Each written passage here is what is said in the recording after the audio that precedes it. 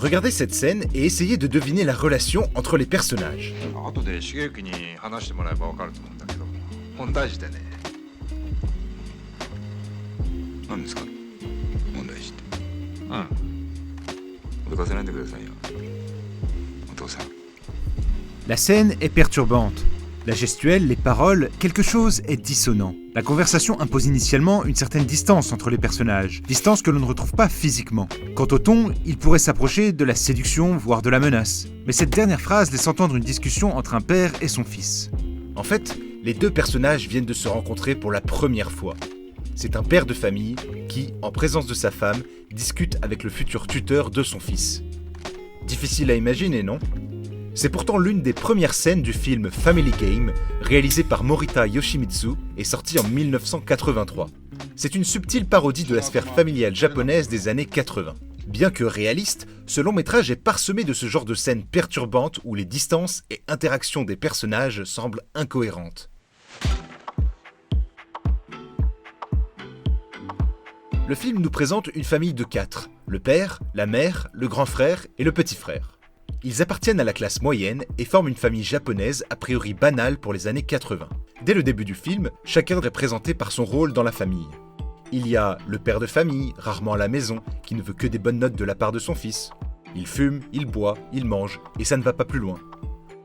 Pour la mère, c'est presque le cliché de la femme au foyer docile. Presque toutes ces scènes sont en cuisine pour nourrir les hommes de la maison, et elle se fait mener en bateau par ses enfants. Le grand frère, Shinichi, est un adolescent doué à l'école qui s'amuse avec sa copine. Et enfin, le personnage principal, le petit frère Shigeyuki, le turbulent qui a de mauvaises notes à l'école.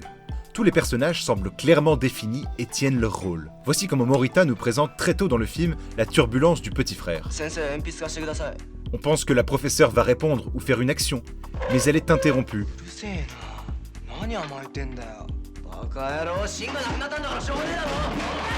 C'est le début d'une bagarre inattendue. Avec cette scène, on doit comprendre à quel genre de personnage on a affaire. Il est la seule tache sur le portrait de cette famille banale. Il est le seul qui ne joue pas au jeu de la famille. La vie de cette famille tourne autour d'un élément d'apparence anodine. C'est cette table. Elle est l'élément central de la maison. La plupart de l'action s'y déroule autour. Sa forme est atypique. Elle est longue, pas assez large.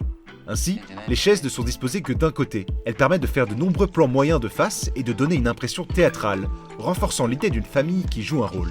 Mais très vite, un cinquième personnage, extérieur à la famille, est invité à la table.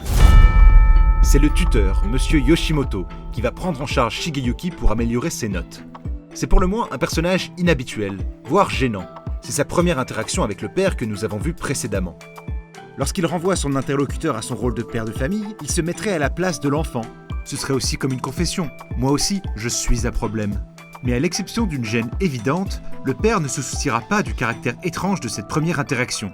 Et le tuteur va en profiter pendant tout le film. Il va agir impunément, et son comportement se révélera toujours aussi gênant, voire même inacceptable.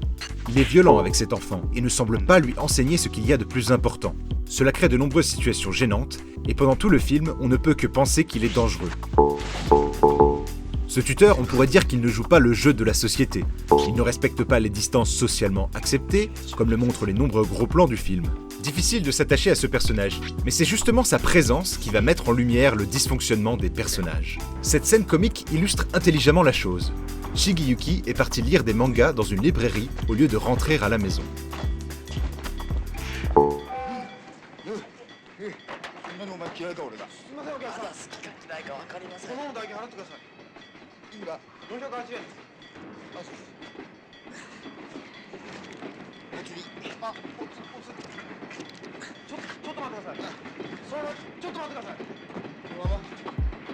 Le vendeur ne se soucie pas de l'absurdité de voir un enfant se prendre une clé de bras.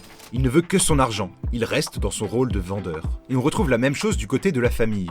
Personne ne semble s'alarmer des méthodes étranges du professeur. Tout ce qui compte, c'est que les notes du fils s'améliorent. Chacun conserve son rôle. En fait, cette famille est incapable de remarquer l'absurdité qui l'entoure.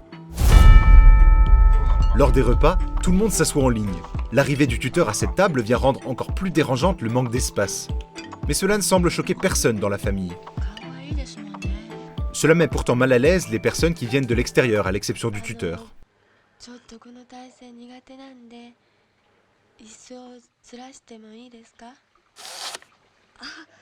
どうぞ。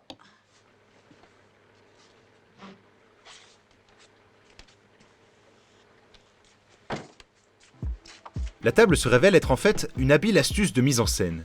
Outre le côté théâtral, elle montre symboliquement que dans cette famille, personne ne se regarde. Ils sont les uns sur les autres spatialement, mais éloignés émotionnellement. Ce tuteur, extérieur à la famille, couplé à cette mise en scène singulière, nous fait bien comprendre qu'il y a un problème dans ce foyer.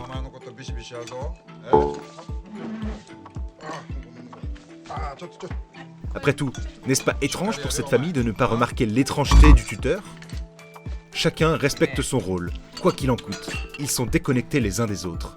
好きだったんですか。もう何十年も一緒に暮らしてんだよ。何が好きで何が嫌いかぐらい分かるだろ。気がつきませんでした。